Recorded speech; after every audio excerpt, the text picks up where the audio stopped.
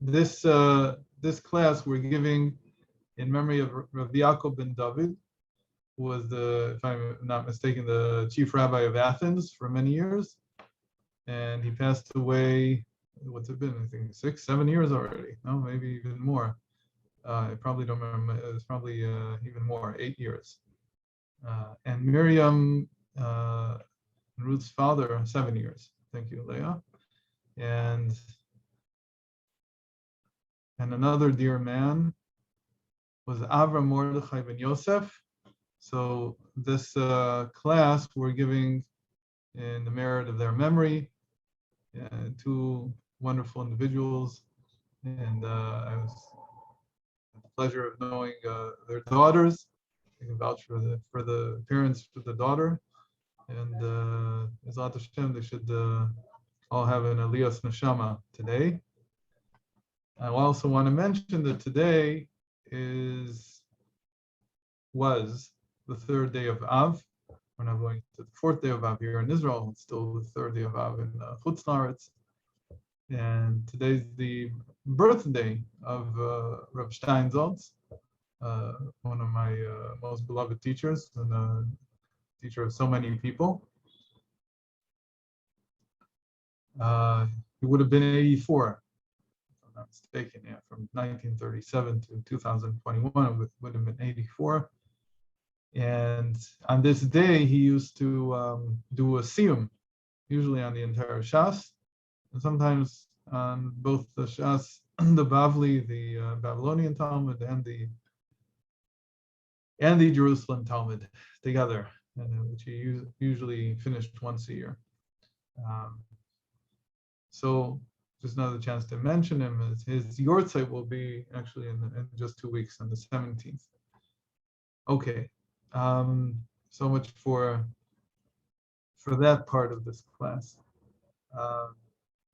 Our topic today is going to be defense mechanisms, and I recently had a chance to give, I think it was 13 or 14 classes on this, which is on my Patreon. It's a very interesting and very basic topic in psychology in general. And interestingly, as much as it's common sense, I haven't really seen any treatment of it in Torah psychology, in Torah Nefesh. Thankfully, 3 years ago, around this time of year, Rabbi Ginzburg gave a class on defense mechanisms. It was the first time he actually talked about it. I don't know what sparked his interest suddenly in it. And as usual in these seminal classes, he gave us a roadmap for how to work with these defense mechanisms, how to understand them, how to search for them in Torah, to understand various aspects of them. And what we're going to do tonight is, I'm not going to teach the whole class. The whole class had a wealth of information, but I'll do some of the basics, and we'll get into the defense mechanism that's spoken about in the Aliyah, meaning in the part of parashat Devarim, the Torah portion, the Aliyah that we read on Tuesday, which for me here in Israel is already now. And we'll see one of the classic examples of a defense mechanism in the Torah and how it plays out. So first of all, we need to say something about defense mechanisms, because it's not something, I think everybody uses the term, but it's not always so well understood. A defense mechanism is basically an unconscious response of our psyche to stimulus that we can't handle. Meaning it's a like it sounds, it's a defense. It tries to defend the ego from some kind of onslaught that the ego can't handle. This is not the same thing as, for instance, trauma, because trauma could be something that happens if defense mechanisms don't work. But defense mechanisms are meant to be a line of defense to protect the ego. So how do they do that? Well, to see how they do that, we have to talk about the three basic defense mechanisms. There are three that are more important than all the others, and you might say that from these three, all the others stem. In the class that he gave 3 years ago, Rabbi Ginzburg talked about there being 31 of them, perhaps 31 different defense mechanisms that have been identified. And basically what it means again is that the ego, the self, has an inborn ability to protect itself against various attacks from situations or from people or even from the self. So the three basic defense mechanisms are denial, projection, and repression. Okay, those are the basics. We today are going to talk mostly about projection, but we're going to touch upon the other two as well, denial and repression. The one that everybody's very familiar with is repression, because Freud talks a lot about repression. Again, Freud was the first one to talk about them in the modern world, in modern psychology. And his daughter, Anna Freud, she was the one who continued to develop them, looking at child psychology. And over the years, this has really developed. I don't know if every single psychologist in the world deals with defense mechanisms or uses them as part of their repertoire to understand people, but it's certainly one of the most well-known parts or tools that psychology has. Denial is exactly what it sounds like. There is a reality that's hard to cope with. The reality as it is destructive to the self. The person can't deal with it. And so over time, you may get denial. And denial means that that didn't happen. To a large degree, Freud accused the Jewish people of living in denial of something.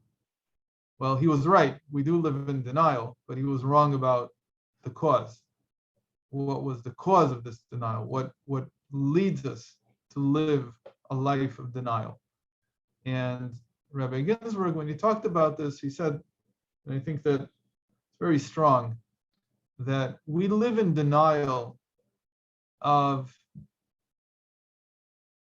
the destruction of the temple, which is basically what this time period is about. The reason that we have this time period in the first place, these 3 weeks between the 17th day of Tammuz and the 9th day of Av, is really, in essence, because it's an attempt to get over the denial. And the denial is not just that the temple was destroyed, but more importantly, that we were responsible for it happening. And that's a very deep problem when you have that. Basically, denial, again, is a defense. If we were to tell ourselves that the fact that the temple was destroyed was really our responsibility, we might not be able to handle it. So we live in denial, and none of us feel guilt. I hope. I hope I'm not telling you about something that's foreign to you, but I don't think that anybody that is listening to this class right now feels at any level any kind of responsibility for the destruction of the temple. And yet that's exactly what the sages say, trying to get us to cope with our denial. And they say that every generation that the temple wasn't built in that generation, it's as if that generation destroyed the temple. And there's this simple understanding that if you haven't been able to create the conditions for the temple being built, then you are exactly part of the problem. And had you been in that generation, in the generation of the destruction, you've been you would have been responsible, partially at least. But again, they don't put the blame on us personally. It's not a personal blame like on me or you. It's a generational blame. That really needs to be understood. We're not going to have a class next week. So even though this class is not about denial and not so much about the destruction of the temple, it's about something else that happened on Tisha B'Av, and we'll talk about it as we move forward. I still want to spend a few minutes explaining what this might mean. What does it mean that it's a generational thing that the temple is not built? What exactly does the temple represent? So for most people, and this is very correct, there's nothing wrong with it, the temple is a archaic form of serving God. It's an archaic form of worship. I say archaic because we don't really connect with the type of service that was conducted there, or at least a part of the service that was conducted there, which is slaughtering an animal and putting it on the altar. That really, I think, doesn't float it for anybody. It doesn't cause anybody to get excited today. But I want you to imagine for a moment what causes us to feel a sense of community. What does cause us to come together? What causes us to, if one might say, and it's kind of scary to say this in Israel today, you can't say words like this.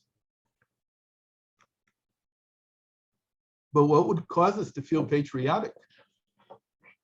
What would cause us to say, I'm proud of the community that I live in, the community that I belong in?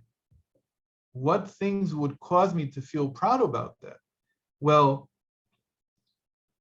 I think that for Jews, the thing that would cause us the most pride, and I think that that's exactly what the temple represents, is to be a light unto the nations. There's this simple idea that's very ingrained in every single Jew, that it's not just that I'm embarking on a road of serving God for my benefit, for the fact that I want to get into heaven or something like that. I think that that's very minor. It's not that it doesn't exist, but it's very minor compared to the feeling that we want the world to recognize the importance of the Torah. We want the world to recognize the importance of the Torah's commandments. We want the world to recognize the importance of morality. We want the world to recognize that we have been given the greatest gift and that it needs to be shared.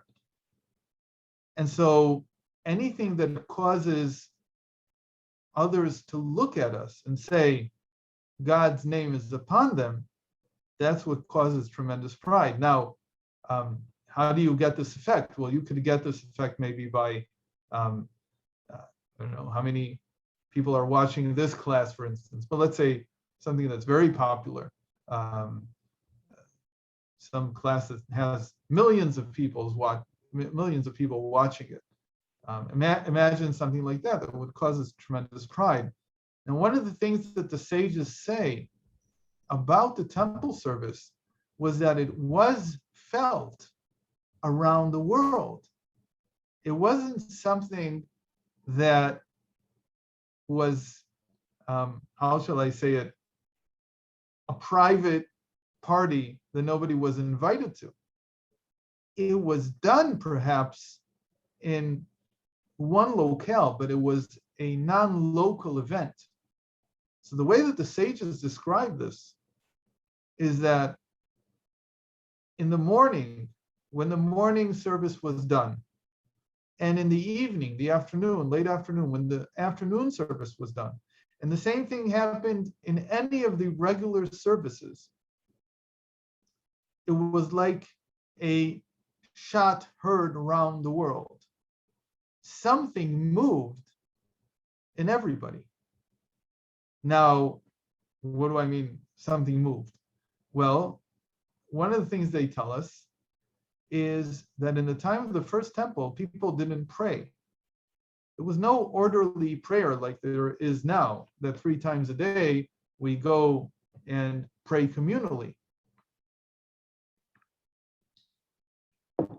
Rather, people felt the right time to connect to the temple, to what was going on in the temple. In a certain sense, what was happening was that the priests, by conducting the service in the temple, were connecting everyone to God through that service.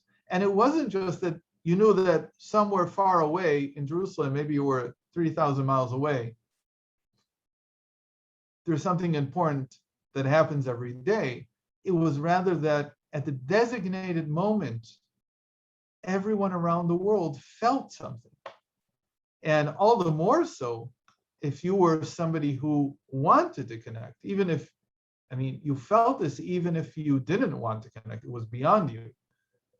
But if you wanted to connect, if you wanted to feel closeness to God, if you wanted to feel your connection with God, then during those moments when the service was conducted, something tremendous happened in each person's consciousness or subconsciousness, but it left a lasting impression.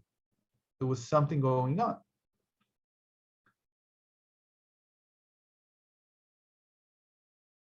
Do you get something like that from, I don't know, the Entebbe mission?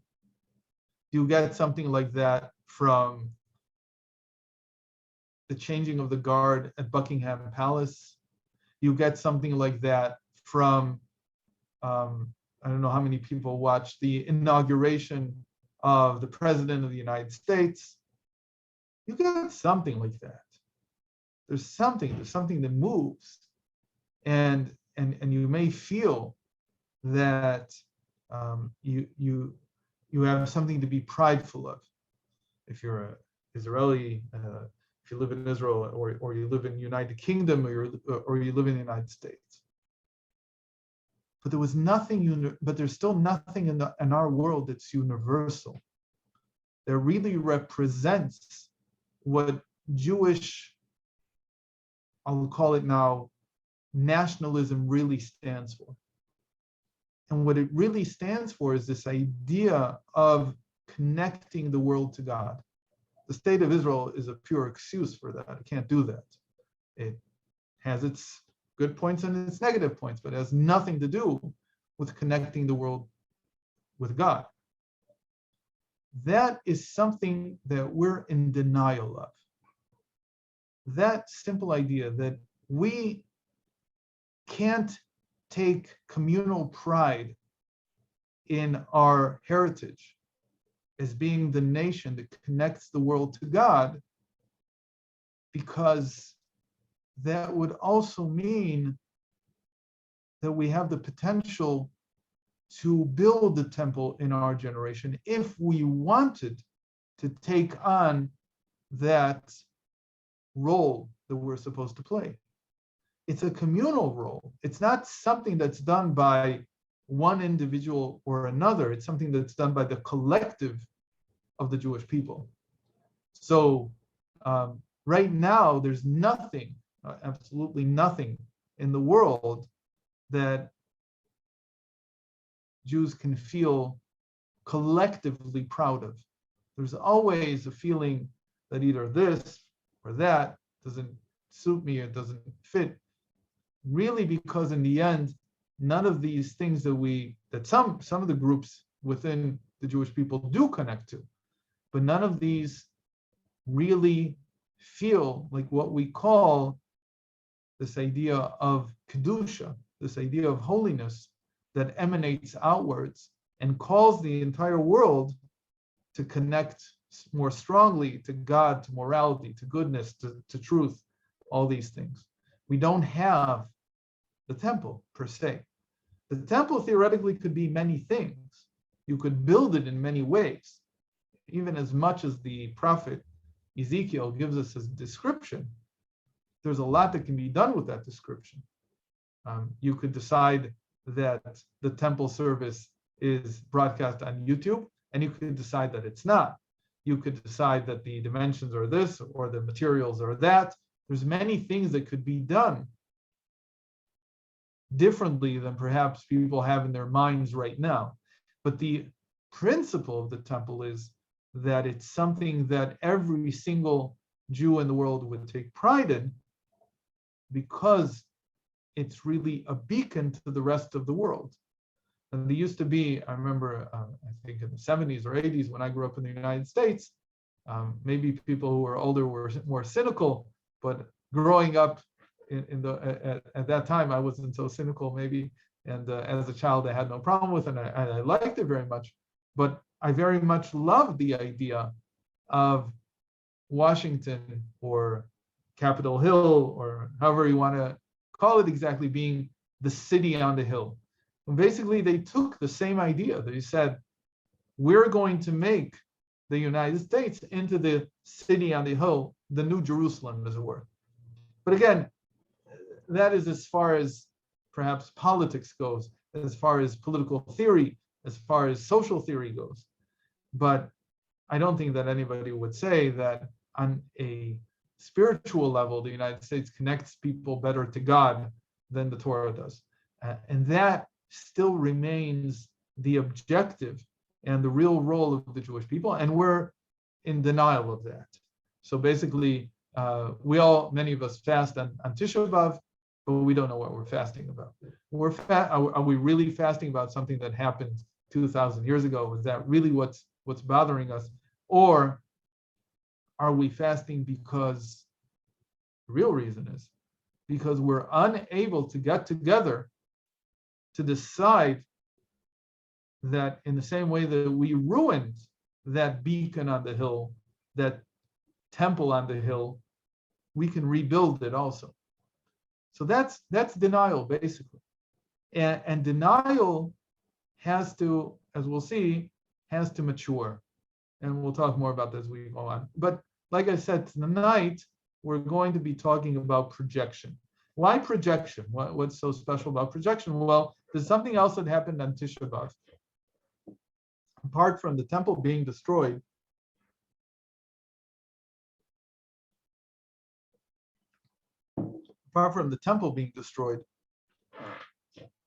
this was the first thing that happened on Tisha B'Av, was that the Jewish people, after having heard what they heard about the land of Israel from the spies, they sat and cried in their tents that night. That night was the night of the 9th of Av, the Tisha B'Av. Obviously, there was no temple yet to be destroyed, but because they cried that night and said, we don't want to go into the land of Israel, it's a trap, God can't help us, and so on and so forth, the next day, they were told about the very difficult punishment of having to wander in the wilderness for another 38 years before only their children would be allowed to enter the land. So that was the first cataclysmic event that happened on Tisha B'Av. In that case, and our parsha, like we said, on the third aliyah, on the third part of the parsha, Moshe Rabbeinu describes what happened. And he says, when you read it, it sounds maybe a little bit different from the account that we just heard a few weeks ago in Parshas Shlach, in the book of Numbers. But we'll see that Moshe Rabbeinu is telling the people what they need to fix and not just recounting what happened. So this is basically the first part of the book of Deuteronomy that we start this week, is a recounting, it's a retelling of the history of the people from the time that they left Egypt until the present moment, when Moshe Rabbeinu is just about a month, a little bit 37 days before his passing, and he's preparing the people by giving them his, if you want, will and testament, and what he wants them to know about themselves. So basically, it's one long well, not all of it, but at least the first part, is a long session with a master psychologist, explaining what really happened from his perspective along the way. So let's read these verses that relate, where Moshe Rabbeinu relates what happened. I'm just going to open the, I have a few things open here, so I need to close them. Okay.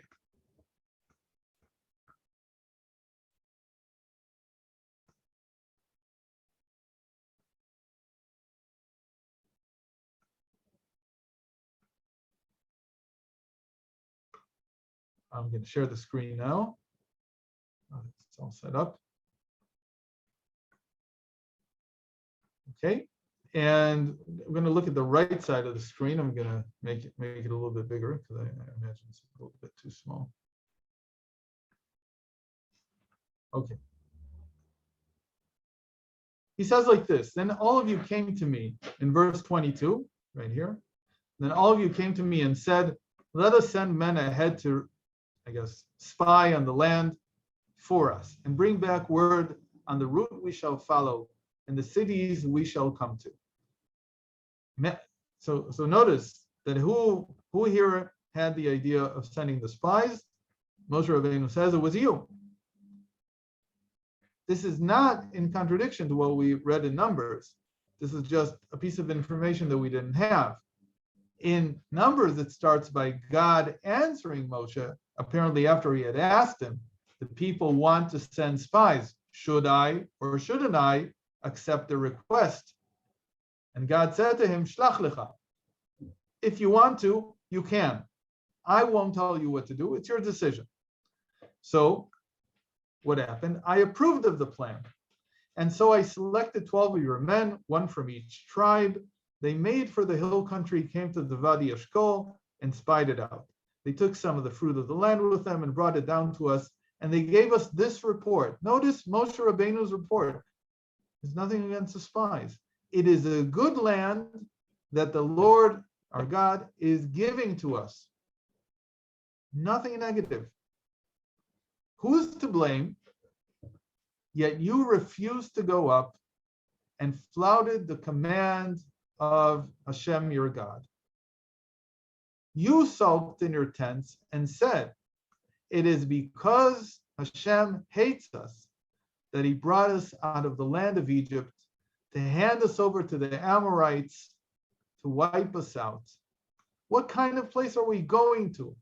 Our kinsmen have taken the heart out of us, saying, now they come to the report from the spies. We saw there a people stronger and taller than we, large cities with walls sky high, and even giants. I said to you, have no dread or fear of them. None other than Hashem, your God, who goes before you, will fight for you, just as he did for you in Egypt before your very eyes.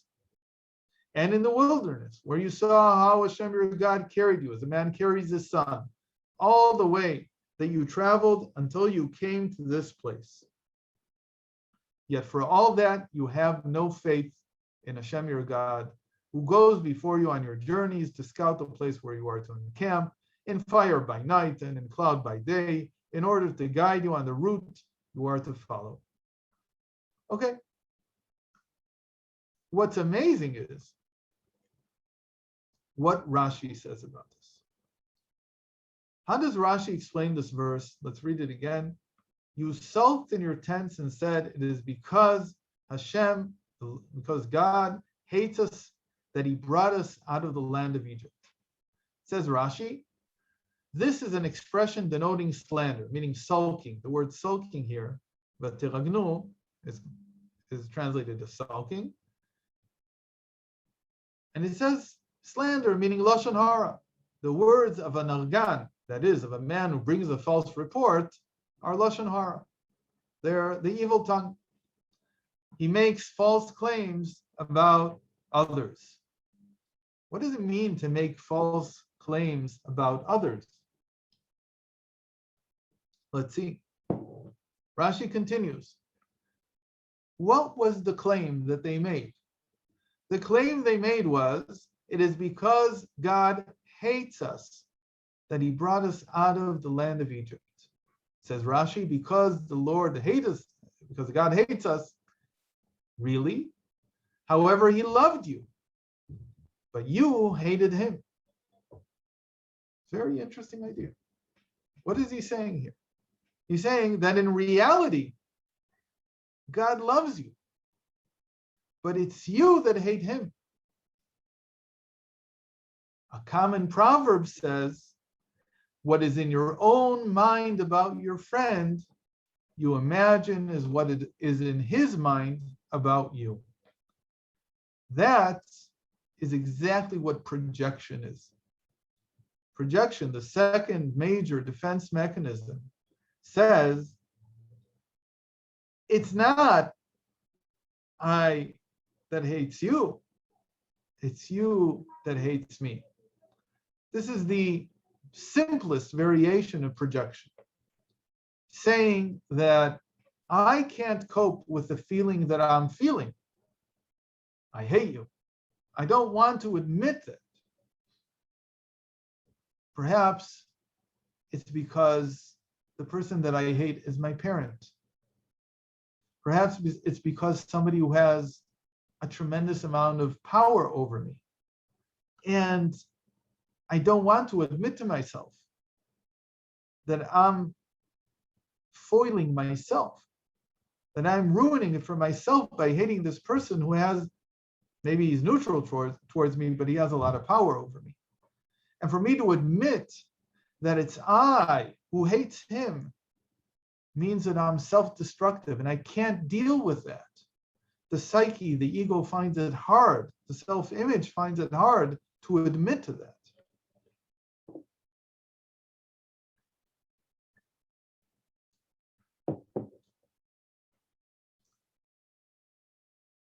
I find it hard to admit that I'm afraid. I find it hard to admit that I'm insecure. These things are difficult to admit to myself.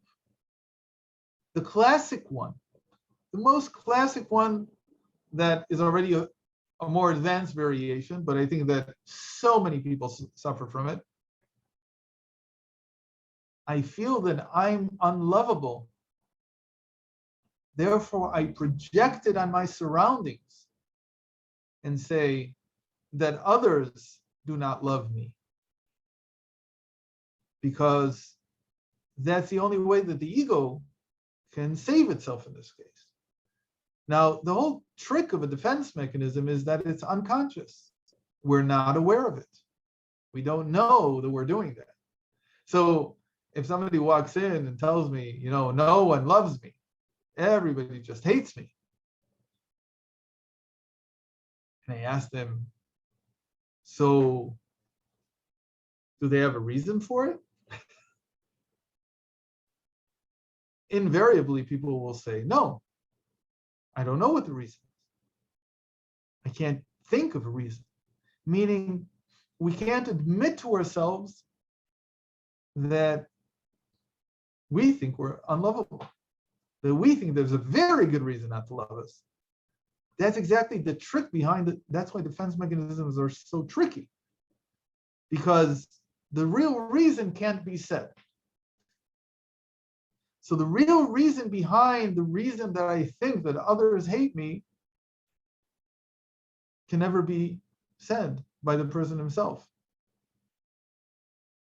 Just saying it to somebody doesn't help. The person has to come to that realization. Why is it that I think that I'm not deserving of love? Why is it that I'm somehow different than everyone else? What's going on? That takes a lot of time to get to the bottom of. But the mechanism itself is very simple. It just says, whatever I can't handle, I will project onto someone else. In this case, as we just saw, they felt hatred towards God And this is the simplest form of a defense of a projection. And in order to hide that from themselves, because it's almost impossible to admit that to yourself. You hate God who just took you out of Egypt. Why would you hate him? He saved you. Well, in a moment we'll say why there might be a good reason to hate him. At least for the people that felt that. And so it's not bad enough that you can't, or that you have feelings that are wrong and difficult and really put you in a bad position in life. But not only are you not able to deal with those feelings, but when the defense mechanism kicks in, you become oblivious to them. You no longer recognize them, and instead you feel the opposite, that it's actually God that hates you. I'm going to close the screen sharing because I think we're done with it for now, at least.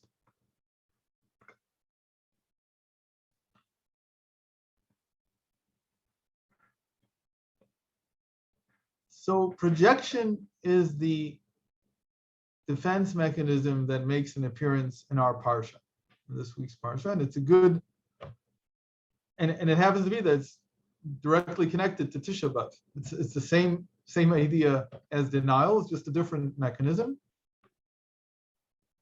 The last defense mechanism is repression.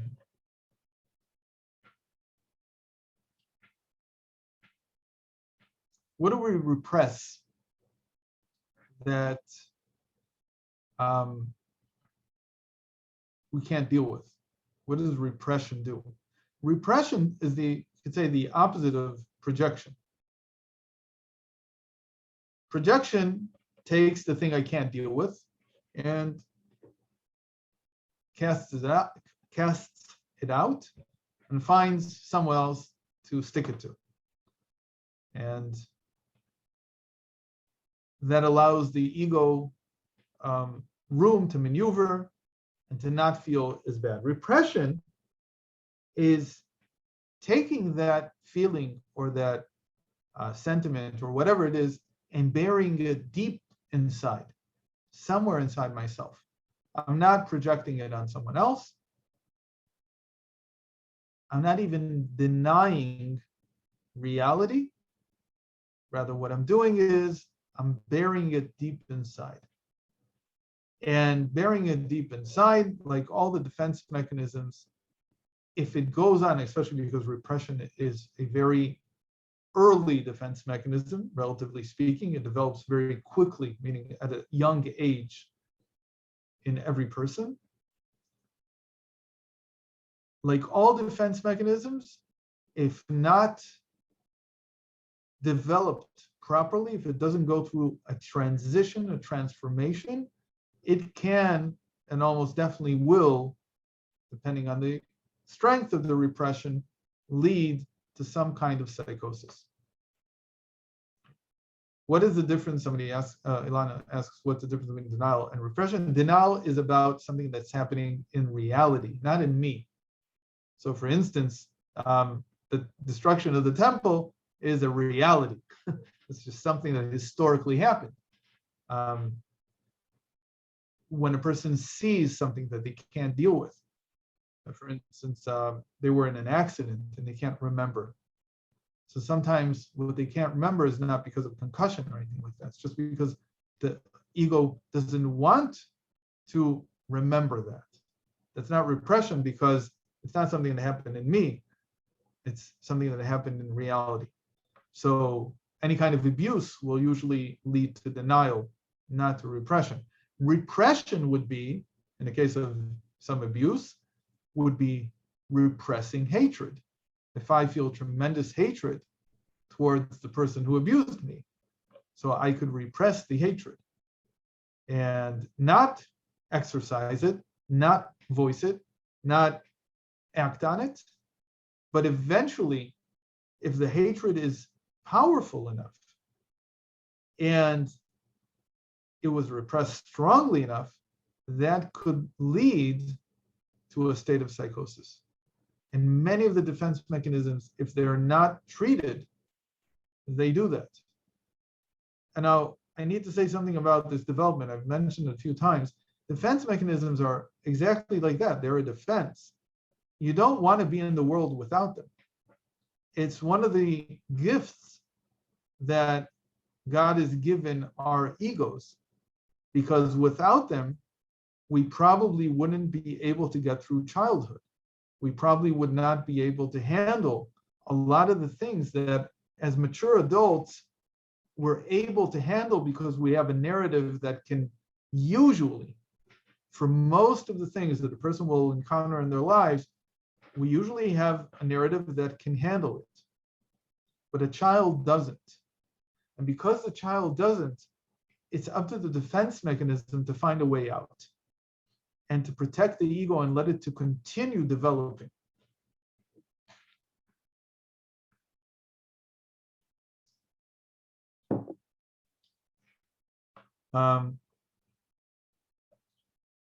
Denial is very, very strong.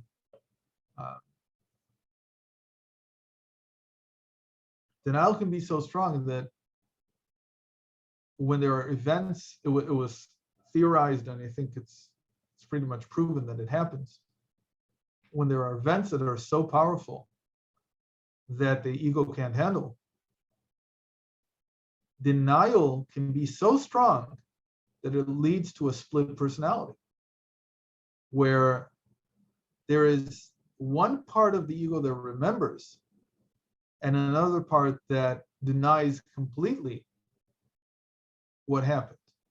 And so in a split personality, the person will mostly be where they're comfortable in the situation where they deny the events that were very painful. And a small amount of the time they'll be in an awareness of them. And it would be a completely different personality. It's that powerful. It can really split consciousness into two, and sometimes even more than two. So what fixes it? What fixes a defense mechanism? Well, first of all, before we start fixing them, we have to categorize them the way that we do in Torah. So we said that there are three basic defense mechanisms: denial, projection, and repression. The moment there are three, so it stands to reason that they correspond to the three lower worlds, the worlds of the ego, right? In Kabbalah, we talk about there being, sort of back of the envelope type of representation, four worlds: the world of emanation, of creation, of formation, and of action.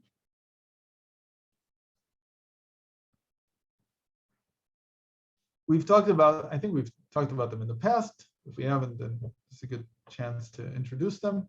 The world of emanation is, in general, when we talk about psychology, the world in which there is no separate ego. There is no separate self. Rather, a person experiences everything as being godly, including himself. He has no separate self. There are not very many people who live in that world, right? It's not a different planet, it's on this world, but there's not very many people who live in that psychological space. The people who do, we usually call them tzaddikim. They're usually righteous, holy individuals who do not function the way that most of us do. They have no need for what we would call self-preservation. They have no need to preserve their self as separate from everyone else's self, and especially not from God. And so these people live a different way than most of us do. If you come up to a person like this and you insult them,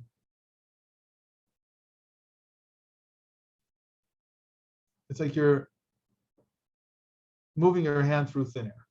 There's nothing there. There's nothing to insult.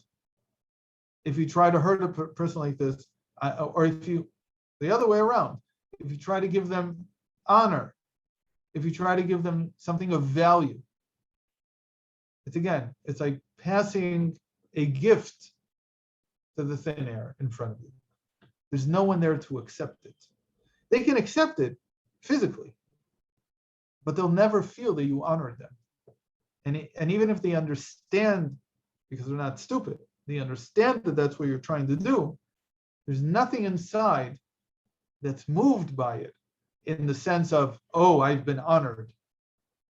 There's appreciation of the fact that you wanted to do something, but what you did doesn't resonate inside of them as providing them with honor or respect or anything like that. So there are very few people who live in the world of emanation. Most of us live from creation and down. In creation and down, we already have separate sense of self. In creation, the separate sense of self is not necessarily emotional, but it is intellectual, meaning the person feels, for instance, I know someone very intimately whose problem in life is that they don't feel that they exist unless they get intellectual recognition, right? There's a self which is predicated on others realizing that this person's intellect is superior. It's great. It's very smart. There's ego in the world of formation. And there, it's predicated on emotions. What do we mean by emotions? Basically, that I need to be loved. I need to be cared for. I need to be respected. All these things. Finally, in the world of action, the ego is predicated on achievement, on actions. What kind of achievement? Physical achievements. So basically, we've got the structure of actions, emotions, and intellect as being the three most important ingredients that support the ego as separate. Those are the worlds of, again, action, formation, and creation. And in the world of emanation, where there's only consciousness of God, there is no sense of separate ego. And you probably guessed this already, that because of that, there is no need for defense mechanisms. The child whose soul is from the world of emanation, a tzaddik's soul, doesn't need defense mechanisms because there's nothing to attack the ego, because the ego doesn't feel separate if that's where your soul is from. So because it doesn't feel separate, it doesn't need to protect itself even in childhood. So a person who's a tzaddik really has no defense mechanisms. That's why they see clearly through everything that's happening, because it's not going through any kind of distortion created by these defense mechanisms in the way that we see the world. So you're not in denial, you're not projecting things, and you're not repressing anything. But in the world of creation, which is dealing with how the mind perceives reality, denial is the most powerful form of a defense mechanism, because it allows a soul from that world to continue to thrive, even if the reality around it is very difficult and hard. So dealing with reality is an intellectual issue. How can it be, if you have a child who says, how can this be? I have one child who, from the moment he was 4 years old, his biggest question was, how can this be? How can this possibly be? So that's a sign of somebody who, they don't have to be particularly smart people. They don't, again, if your proclivity is in this direction, it doesn't mean that you're necessarily smart. It just means that your ego is predicated on the state of the world, on the state of reality around you. And if the state of reality around you is very, very difficult to cope with, the defense mechanism of denial will kick in, hopefully. If you're an emotional person, you will use projection. The defense mechanism of the world, the formation of the emotions is projection. That's why I said that the classic example is the one in our parsha, but the classic example for us today is I'm not lovable, therefore you must hate me. Because it's impossible for me to cope with the emotion that I don't love myself. Because that's what it really means. In the world of action, there is repression. I gave the classic example of anger.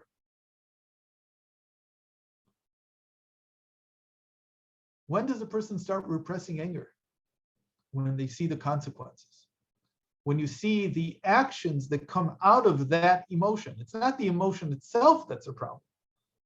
It's what consequences come out of it. That's the world of action. And so if you were angry once and you lost your temper to the point where you broke things and so on and so forth, you might repress anger or hatred or whatever it is to the point where it can become a psychosis. And so because of that, people say, it's good to let your anger out once in a while. It's not good to let your anger out once in a while. It's only good to let your anger out completely if you've repressed it. But a normal person doesn't repress their anger. They just hold it in check. And it's not healthy to get it out. It has nothing to do with that. You don't need to. Because what you're doing is, and now we're getting into the how you fix this, you do it consciously. Again, defense mechanisms are good and powerful because they're unconscious. We don't know that we're doing that. The child doesn't know that it's doing this. The adult even doesn't know that it's doing this. But apart from repression, there is also suppression. Now, granted, if you don't really feel the words in English, there's no difference. Very hard to tell the difference. But suppression really means, it could have been exactly the opposite. Suppression stands for conscious repression.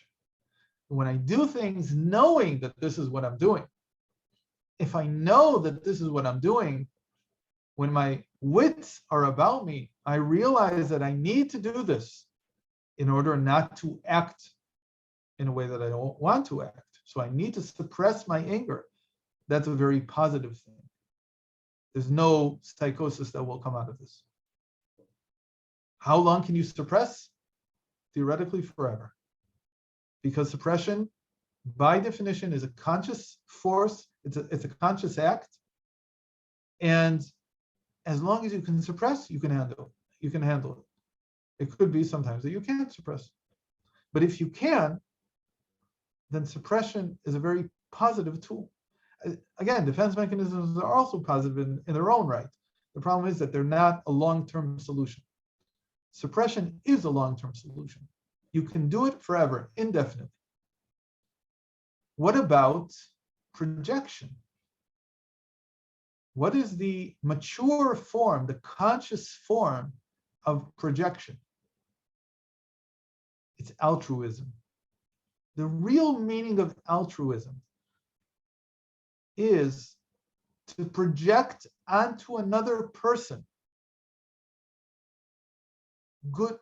the good qualities I think about myself. That's what altruism really means.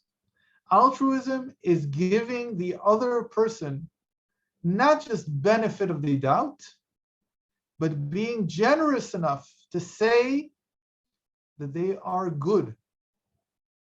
Altruism means not suspecting anyone,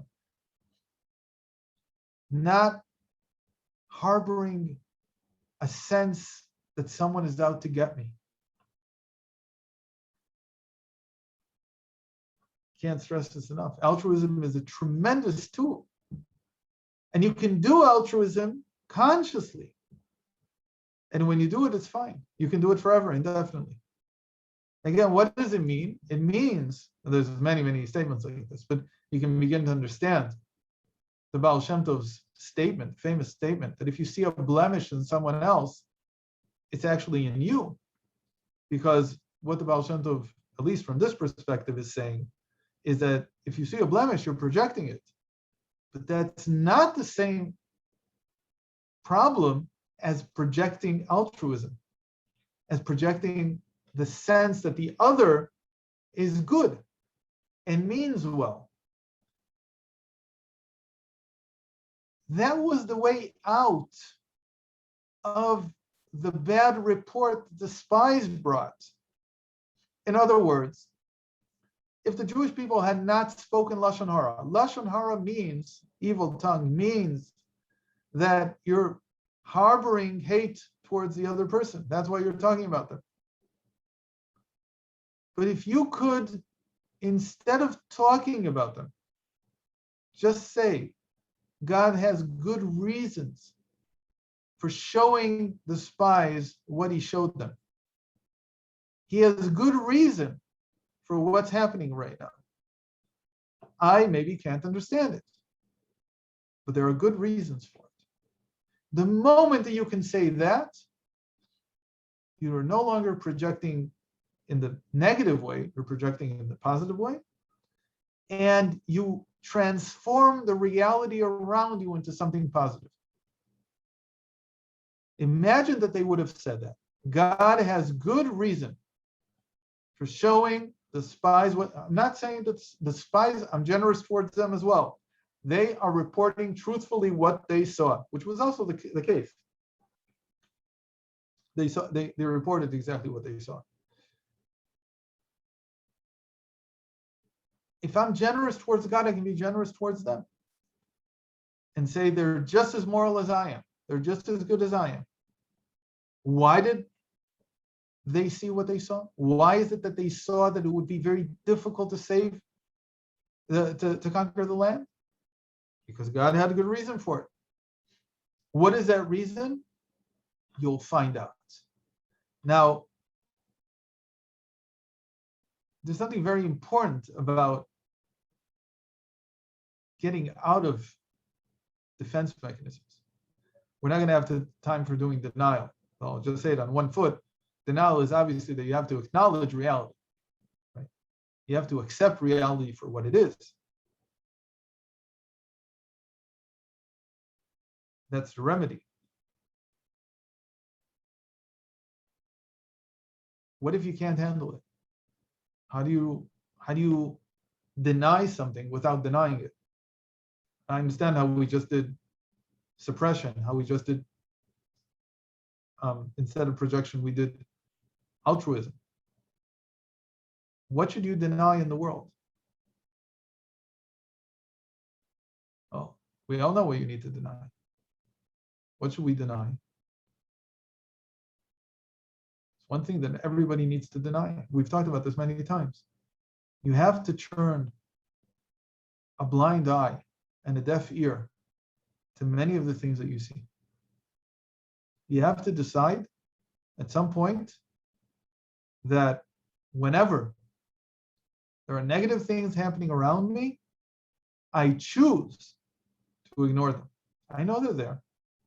I'm not denying their existence, but I choose to not acknowledge them. They won't play a role in the way that I conduct myself, in the way that I understand my reality. We talked about this when it comes to marriage. We talked about this when it comes to children.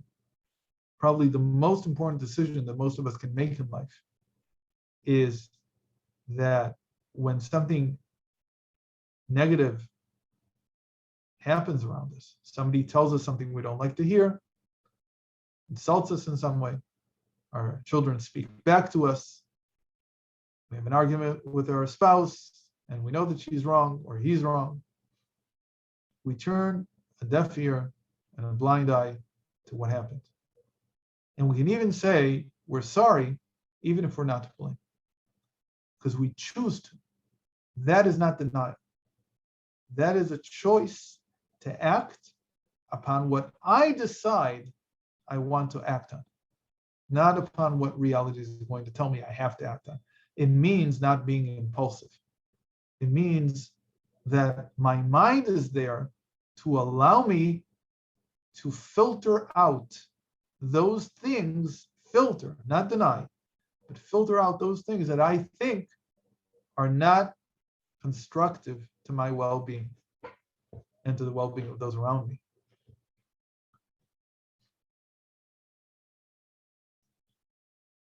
I just want to end with one final idea. What does it mean to be altruistic towards God? So I gave one example, which is if they would have said, God has a good reason.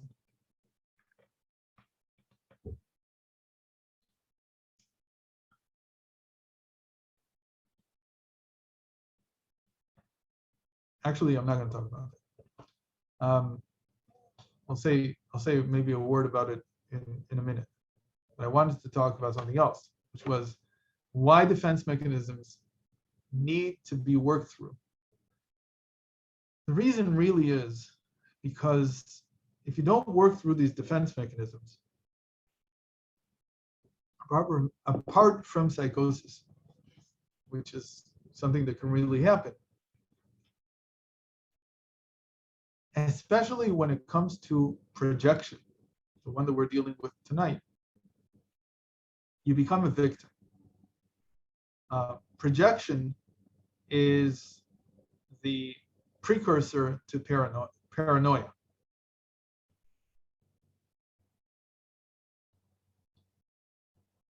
Because basically what you're saying is that everybody's thinking about me, and that's a projection. Paranoia, at its core, is saying everybody is worried about me and what I'm going to do and not do. You become a victim. You become a victim of the reality around you.